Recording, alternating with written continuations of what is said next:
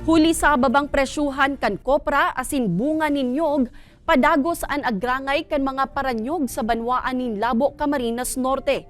Kaya ang Sarong Coconut Farmer Association sa Banwaan, nagbilog na nin inobasyon para sa produksyon kan iba pang byproducts na gikan sa niyog. Ang sabaw kan niyog, pwede pa subuot na mapakinabangan sa paagi kan paggibo ni natural coco sauce o toyo, coco vinegar asin coco juice sa tabang kan mga ahensya kan DOST asin DOLE. Pigsyarto man kan grupo na dai kaini maaapektaran an kopra and whole nut production, alagad makakadagdag ini sa kita kan mga paranyog.